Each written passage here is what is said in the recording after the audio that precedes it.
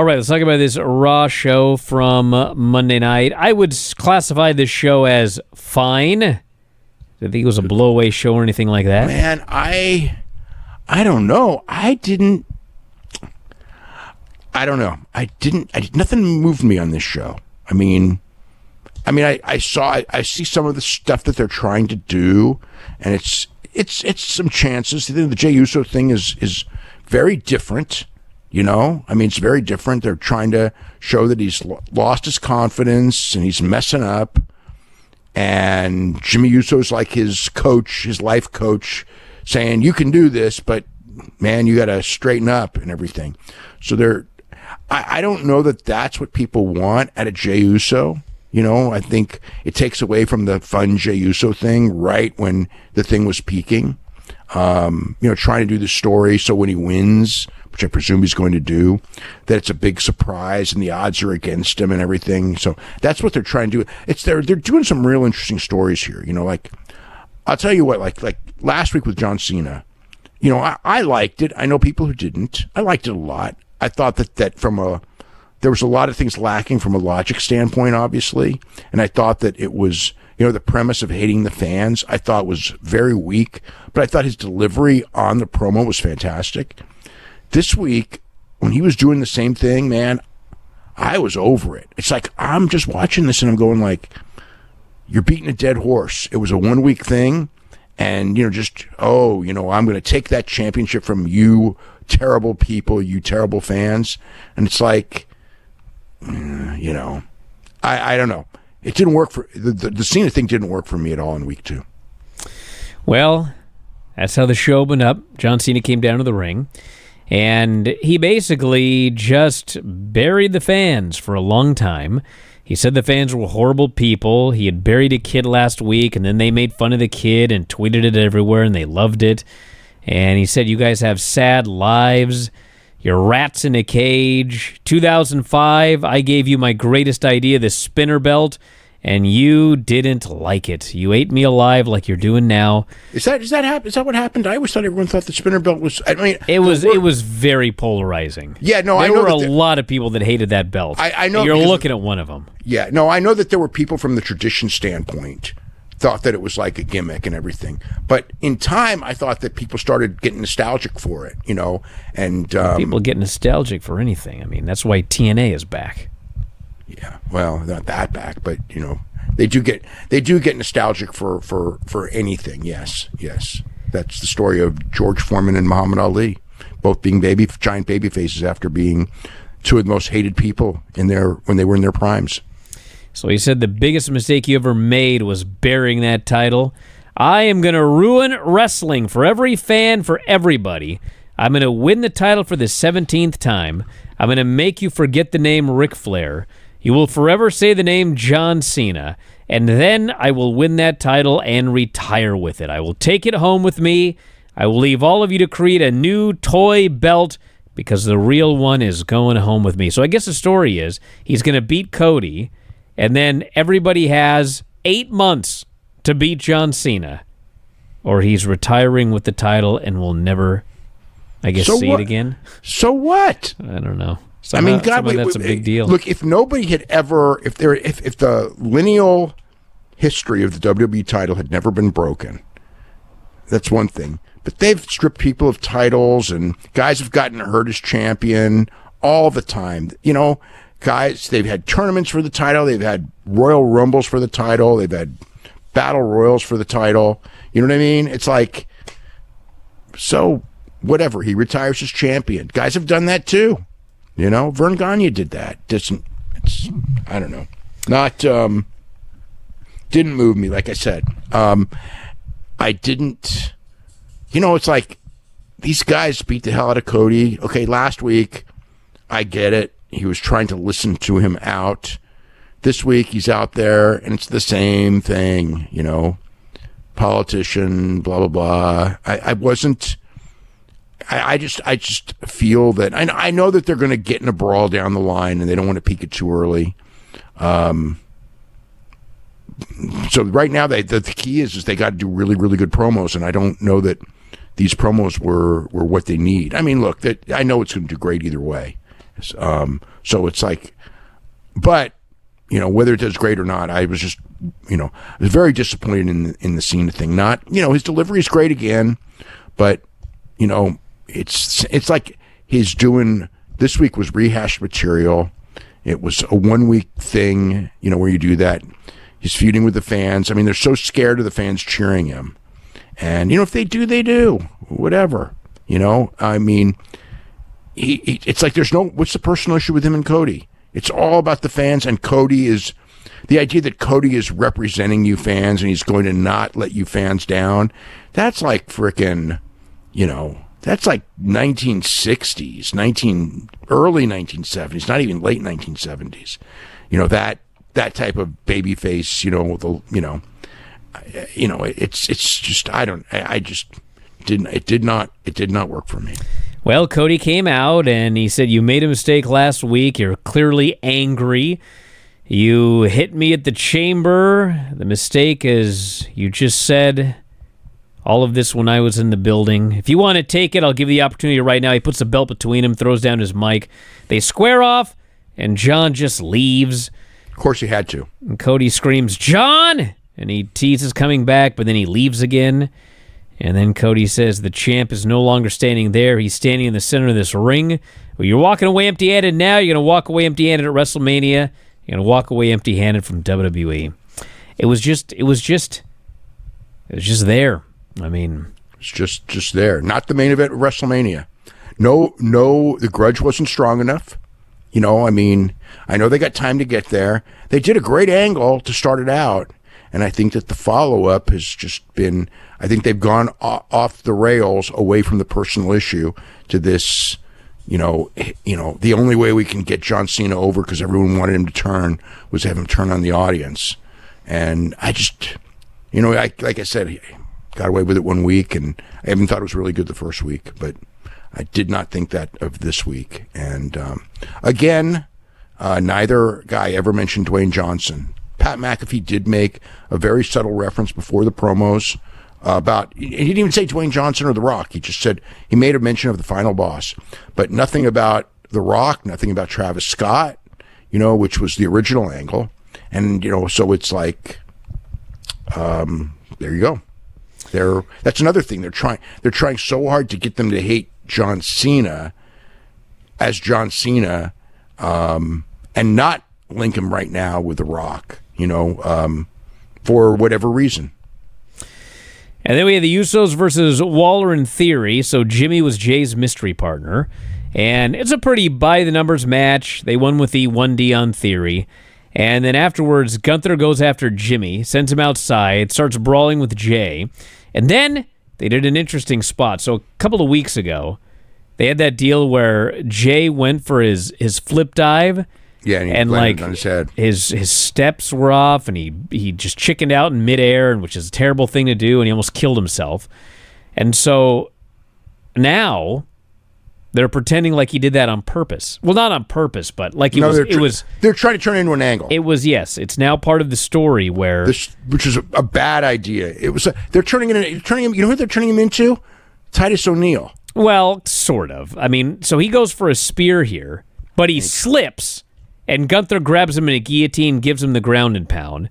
And so the story is that he's in his own head and he's messing up his own spots. And they did a segment later with Jimmy and Jay in the stairwell. And basically they're both sitting there and Jimmy says, what's going on with you lately? You've been up in your head all week. If you don't get your head on straight, you're losing to this guy. And Jay says, I've never beaten Gunther. I'm 3-0, he said. He meant 0-3. I'm not sure I can beat him. And Jimmy says, well, you're right. You can't beat him. And Jay's like, what? And Jimmy says, this Jay is not going to beat Gunther, but the right-hand man, the one who won the Royal Rumble, that's the Jey Uso I need. That's the Jey Uso we need. He fires him up. So that's the story. Jay's got to get out of his own head and quit fucking everything up if he wants to win this title. Mm-hmm. And then we had Liv and Raquel meeting with Dom and Carlito. Liv says, Dom, why don't you go talk to Penta again? And Dom says, Finn doesn't want him in the group. And Liv says, well, he didn't want me in the group either. Look how that turned out. And then she and Liv left to get ready for the Raquel match for the women's title. So we got an El Grande Americano video package for Chad Gable's lucha gimmick. Total spoof, totally campy. And apparently, the folks at Boxy Lucha Magazine were not happy with this video. No. And no, a lot of fans in Mexico were not happy. A lot of fans in Mexico were not happy. They felt it was... here's the thing. Well, let me tell you the thing, Dave, because I'm Hispanic. Okay, but from their perspective, it was... it was the big American company is making fun of our culture because they're ignorant of our culture. That's how they saw it. I see that, but I'm going to tell you what it was, and I'm telling you this as a Hispanic. It was meant to be comedy, I know. No, the idea is this is Chad Gable making fun of the culture and making fun of luchadors. He is the one who allegedly created this video. Adam Pearce watches the video, and he's disgusted. Chad Gable, or Dragon Lee and Rey Mysterio, they're also disgusted with the video. So the idea is supposed to be that this character is disrespecting Lucha Libre, and so the Lucha Libre guys in the company want to beat his ass. So this is different from... There have been times when the company has been doing stuff like this. This, to me, I mean... God damn, Penta's in the main event, dude, fighting for the title. And there's nothing to do with that. That's nothing to do with that. It's something that, look, if Hispanic people were to take offense by it, and I know you're Hispanic, but I know a lot of Hispanic people some take offense did. by it. Yes, a lot, especially in Mexico. And if you come from the framework of being from Mexico and this is your culture, and they're doing it, it's like, yes, it's Chad Gable, but that's no different from that. You know what? That's no different from the 80s. When we would have the racist, white guys with the black guys. And it's like, it's not the promotion, but you know what? It was the promotion. It's not the guys. It is the promotion. They thought it's funny. And so there you go. So that's the deal with, it's like, I wasn't offended, but it wasn't made for me to be offended, right? I'm not in that culture, but if they're offended, they have every right to be. Well, they have every right to be offended. Yeah. But the heat is supposed to be on Chad Gable. But that's what the Hispanic wrestlers are going to beat his ass for what he's doing. I heard that in the 70s and the 80s over and over and over again. And, and sometimes it even drew money. But you know what? It's still the promotion. It's not the wrestlers. If you look at it, to me, if it's offensive to people, then, if it's offensive to people, they're not going in there and falling for that shit like some people did in the 70s and 80s. We're past that. These people know it's the promotion. So, they have every right to it. And I know that when they used to do the racist stuff in the 70s and 80s, I will say I was very, very offended at the promotion. I was never offended at the guys. I actually liked most of the guys who did it, but the promotion allowing them to do it, I thought it was it was just Bush League. This didn't come off as what's the word I'm looking for? As heavy-handed as that did. This was more in comedy. The other one was more trying to be serious heat. But I am way past this, using racial stuff to get heat for the heel. I just think that we should be, we should be way, way, way past that. It is, I know it's the heritage of wrestling. I know wrestling was worse before, but I thought it was one of those things that we've, moved a little bit away from. Well, Chad Gable shows up, and Ray and Dragon Lee are disgusted by this. And Chad says, I'm not El Grande Americano. I'm sick tonight. I have a doctor's note. Pierce reads the note, says it's legit. How would he know? He said it's legit. How would he know? And Ray says, did he is this kindergarten? Did he call the doctor? Question. Like if it could have been the WWE doctor.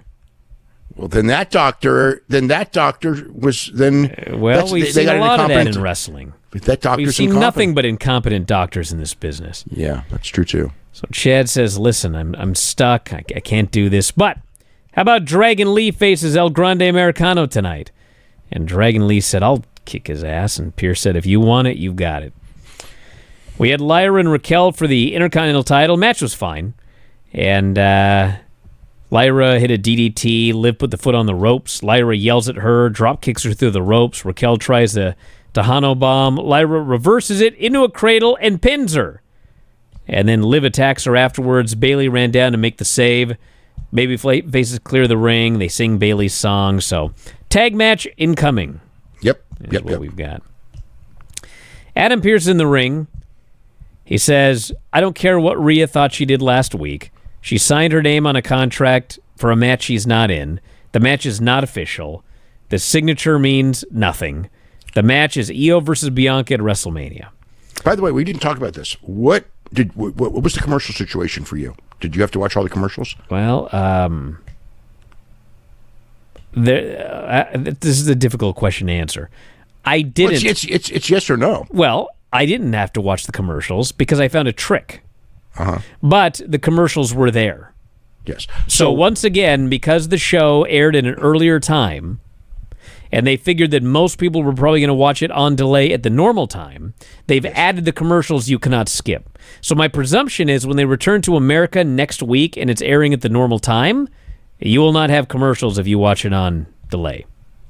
You may be right. So what I had, which was very interesting, was in the first, I'm going to say, hour, 70 minutes maybe, we didn't get any commercials, but I got the original live feed that you get outside the United States where they had skits and they, one of the matches, and during the matches, we got the commentary. It's like it didn't skip through the 3 minutes, but we got essentially what the Europeans would get. So we would get the, commentary. And even once, at one point, Pat McAfee said something, and I forgot what it was. And Michael Cole goes, Pat, we're on the air, because I think he was thinking it was the commercial break or something. So we got that. And then in the second hour, essentially, then instead of doing that, I got a bunch of commercials, for all the normal sponsors. So, you could fast forward through them. But it was just interesting. I knew it from the start because I turned the thing on, and the thing is 2 hours and 24 minutes. So it was probably a 2 hour, 30-minute show. They probably edited 6 minutes out. But, they want... I think that it's one of those things where they just want more viewer minutes. So they're not... they're not editing it down to hour 50, hour 55 like they had been doing up until a couple of weeks ago. Well, the trick, if you've got an iPad, is it's so patterned when they go to commercial that when they're about to go to commercial, you scan forward 4 minutes, and then it'll just keep going. But if the commercial starts, you're screwed. You have to sit through the entire thing. So you have to start forwarding right before the commercial begins and get right to when the commercial would end 4 minutes later. No, it's always 3. Well, I skipped a minute every time then. Every commercial break was on the replay. Every commercial break was 3. I don't know what it was like live, because obviously the live show was longer than the show that I watched later in the day. So it was. So anyway, Io comes out. She doesn't care about contracts. Rhea, Bianca, doesn't matter who it is. She'll take on both of them because she's the women's champion. Bianca comes out next. Says, "I went through the Elimination Chamber to get to WrestleMania. I am owed." Or I'm going to, there's no way Rhea's going to headbutt me or headbutt her way into the match. She didn't earn it. Rhea comes out, says, I don't even care about WrestleMania. What do I have to do to get my title back? I want my rematch. She's owed a rematch, apparently. Okay, so here's the thing. Earlier in the show, Pearce had said, we offered her a rematch, but she won't take it except on a certain date. Then, later in the show, they say it's next week. Yes. Yes. She finally talked about it here this week. Yeah. So Bianca says, you've already waited 3 weeks. You can wait 3 more, get your rematch with me. Anyway, they got a huge brawl that breaks out, and everybody hits a big move on everybody else. Bianca gives Io a KOD over the top on Rhea, and that leads to a segment later where Bianca says, Pearce, what the hell's going on? And he says, I got news for you. We're going to be doing a match next week, and it is going to be Rhea Ripley getting her title shot against Io. Winner gets Bianca at WrestleMania. And you, Bianca, are the special referee. And Bianca goes, what in the hell are you talking about? I don't know how to referee. And he goes, well, you better figure it out. And even the announcers are like, this fucking guy's lost his mind. What's he doing? He did come across like completely like losing his mind on the show, yeah. Yes. So then we had El Grande Americano versus Dragon Lee. Whatever you think about the angle, these guys had a hell of a match. They had a good match, yeah. Yes, Too short, did. though. Too short, though. So Chad did a couple of lucha spots, the El Santo flying headbutt, dragging an exploder off the apron to the floor. Bunch of near falls there at the end. Dragon hit the lariat reversal into a power bomb for 2. And then Dragon went for another foot stomp. Grande grabbed his mask, pulled it off, which in America is not a DQ. Yeah. It's not Arena Mexico here. However, it is considered very uncouth because the fans did boo it a lot. Yes. Yeah. So he puts him in the ankle lock. In the ankle lock, and he submits. So that was a pretty damn good match. Then we had Punk coming out for a promo, and we had loud CM Punk chants, and no Roman, no Seth. He said, "I'm not in a good mood tonight." Milk the reaction. And then he said that Seth Rollins was a piss baby who had screwed him at WrestleMania. For 2 people, it's personal. For me, it's just business. Seth takes it personally because he's been crying ever since I came back. Roman takes it personally because he's finding out his wise man isn't only his wise man. And he says, this Friday, we're going to have a 3-way contract signing. And the fans start booing, and Punk goes, why are you booing? Because you want them? You want this here tonight? And he says, well, so did I. That's why I'm here. They're not. Tried to babyface himself. Yeah. And then he said... he had his little AEW references, too. Yeah, he had a comment about... little boys running the company or something. What was it exactly? I work with children. I work with children like I did before, yeah. Reminded them that neither of them beat him without the other's help. And said he brought them into this business and he'd be the man to take them both out.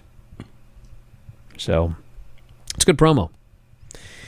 Logan Paul said he wanted, he did a AJ Styles challenge for next week in London. And then we had Kathy interviewing Braun Breaker. And he was asked if he was worried about Penta's invite to the Judgment Day. He said, I don't care. The dogs are barking in Glasgow. So the main event was Braun Breaker and Penta for the Intercontinental title. And good match. They had a good match. They had a good match. Crappy finish, but a good match. Penta makes his big comeback. Braun hits a run up the ropes. Frankensteiner pulls down the straps. Carlito tries to interfere. Braun yanks him into the ring, spears him, which was not a DQ. But then Dom just chop blocks him. The ref calls for the bell. Bullshit finish. Sucked. Yeah. So the fans are booing like crazy. They chant, fuck you, Dom. By the way, they chanted, fuck you, Cena earlier. In both cases, Netflix is bleeping this out. Which the idea was... Well, they did. Okay, they did, but they were messing up. The censor was mistiming, couldn't get it right. And then later, when they did it later in the Cena promo, they just gave up. They didn't do it again. So it's like, it's very clear they're supposed to do it, but they don't get the rhythm of the fans, so they kind of mess up on it. So they're chanting at him, and then Braun tries to come back. Finn Balor kills him with a chair shot. He teases hitting Dom, but then he gives him the chair. He says, hit Braun with his chair. Dom then gives the chair to Penta. The fans are doing the no, no, no chant. Penta teases doing it, but then throws the chair at Dom, super kicks him in his face. Finn's pissed off. Jumps Penta, hits Braun with the chair again, double foot stomp on Penta for good measure. Are we having another 3-way at WrestleMania? Seems like it, doesn't it? How many multi-person matches do we need on one big show? Over 2 nights! Well, that's the thing. There's 2 shows, so they can do one each night. I know we got. Does it look like 3 right now?